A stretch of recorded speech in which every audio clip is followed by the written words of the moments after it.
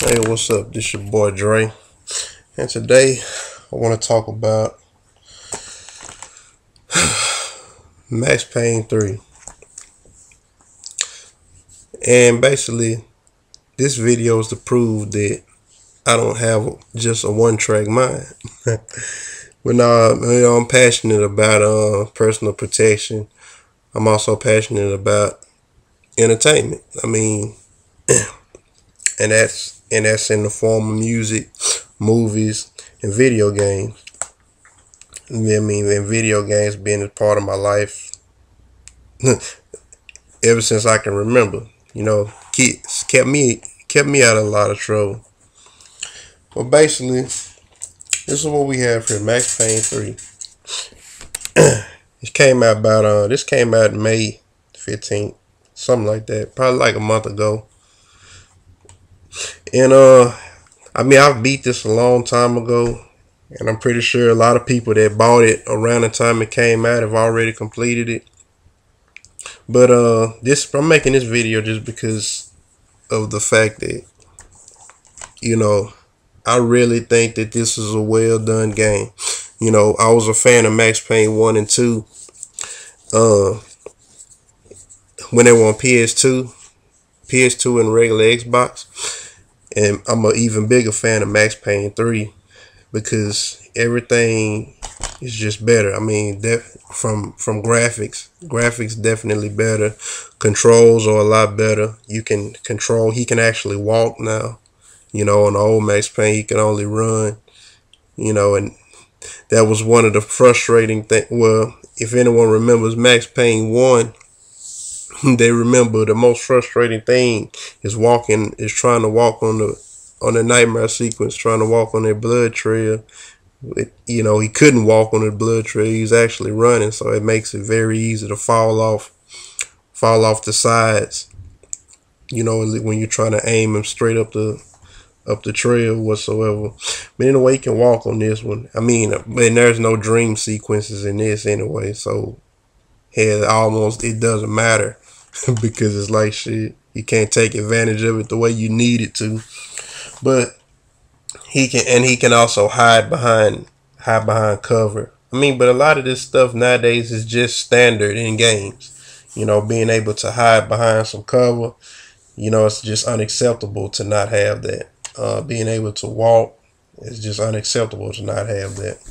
But Max Payne 3, Rockstar took the responsibilities from Remedy, because Remedy used to develop the game and Rockstar just distributed it. Now Rockstar is developing the actual game, and you can tell because it feels like Grand Theft Auto, and it feels like Max Payne fused with Grand Theft Auto. That's what it feels like, and it looks more like Grand Theft Auto than Max Payne. That's the biggest Rockstar stamp is just the look. It looks a lot like Grand Theft Auto and kind of LA Noir. They have kind of like a distinguished look that they have. But Max Payne 3 basically is a guy, and this game reminds me a lot of Man on Fire with Denzel Washington, which is actually my favorite movie. Because on Max Payne 3, you have a guy who's pretty much a burnout. He's a former police officer. He's just pretty much burnt out, and his life just consists of popping painkilling pills and drinking alcohol. It's just gotten to the point to where it's like he's giving up on his life. And what happens is he takes a protection job, I'm guessing, to keep money in his pocket or whatsoever, and things go wrong. So they come kidnap the girl that he's supposed to be protecting. And Max Payne takes initiative he takes pride in this actual case. His wife and child were murdered in the first one. If you follow the game history, they were murdered in the first one by this gang who was under the influence of that drug called Valkyrie. you know, so he wanted to get to the bottom of that. But with this being years and years later, you can see how he's just become so disconnected. But he's become connected to this case. And I'm guessing his character, they make it seem as if his character has a connection to protecting women. I'm guessing since his wife died, he takes initiative to protect women. But yeah, he actually, when they kidnapped her and he went looking for her, and that's pretty much when you find out, that's when the real Max Payne begins. Because after he goes looking for her, after a while he's gonna find out that he's not looking for her anymore. You know, I'm not gonna spoil that for potential people who haven't played it. But and that's when you see that he has the bald head. Like when he shaves his head, that's when he kind of says, okay, you know what, I'm gonna take back control of my life. Because, you know, he had just succumbed to just a pill popping alcoholic. You know, nothing more. Much like Man on Fire. You know, at the beginning of Man on Fire, you see Denzel Washington, he gave up. He gave up on his life. He was just an alcoholic. I don't know what it was. I don't know if that had something to do with him drinking, but the top of his hands was, I don't know what the hell was wrong with his hands.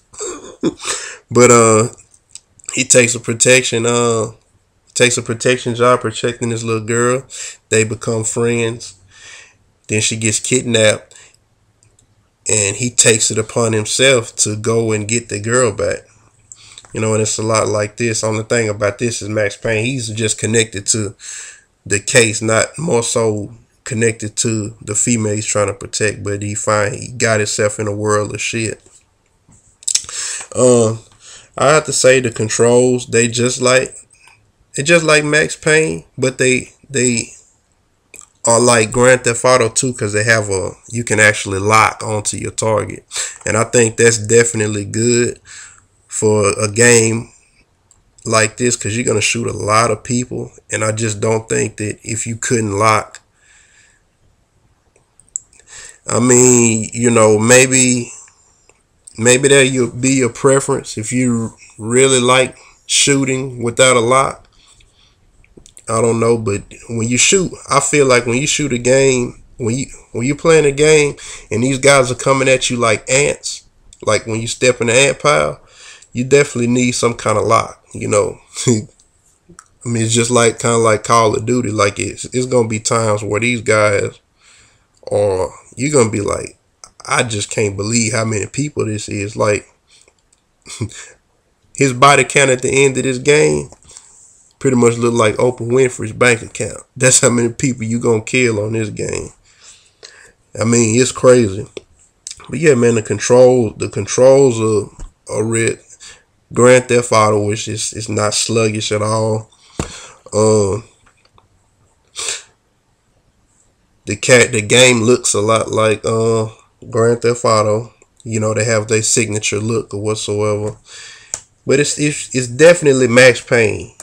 At the end of the day, you're gonna know that this is Max Payne. I mean, in the story, I love the story, man. They outdone themselves on the story, to me, in my opinion. But that's just Rockstar, period. Anything Rockstar does, I have to say I support it. You know, Grand Theft Auto, Manhunt, L.A. Noire, Max Payne, and Midnight Club is cool. I'm not really much of a racing guy, but it was a fun racing game, but it just doesn't have much replay value for me. But anything Rockstar does, I need it. And Max Payne 3, this is definitely no exception. Oh, and for the people who are a fan of my gun reviews, there's any gun nut. There's an Easter egg in this Max Payne, unofficial Easter egg in this Max Payne 3, and that's pretty much the Glock 18. Yeah, they got the fully automatic Glock in this one, and that's what really tripped me out, because on the back, when I first seen the back of it, you can see in his hand right there, that he's holding a Glock. And so that's the first thing I noticed. But when I played the game, I saw that it's the fully automatic Glock. I was like, oh shit, we got the fully automatic Glock here. You know, I'm not gonna name all the guns that were in here, but that's the one that stood out the most, because I mean, just because of how rare the actual Glock 18 is in real life. But yeah, if you're a fan of action games, shooting games, and you were skeptical about this, you definitely want to check this out.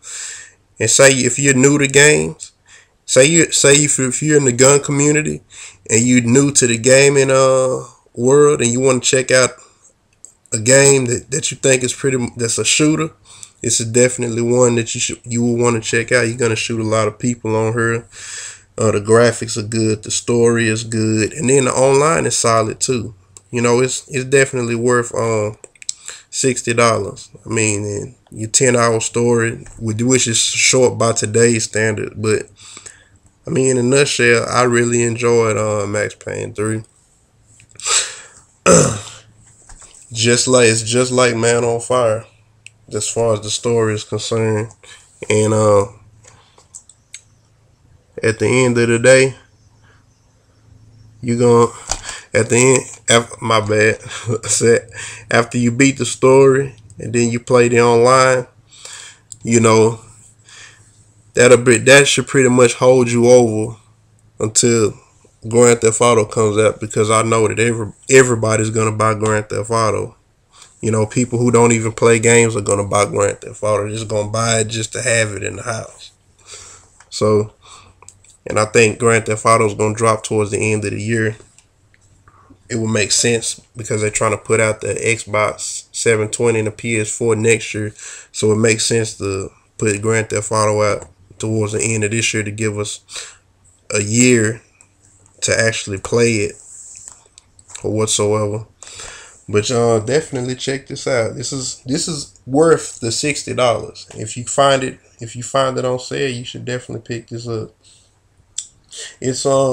It's Max Payne at its finest. It's the best story that's been in Max Payne, my personal opinion. And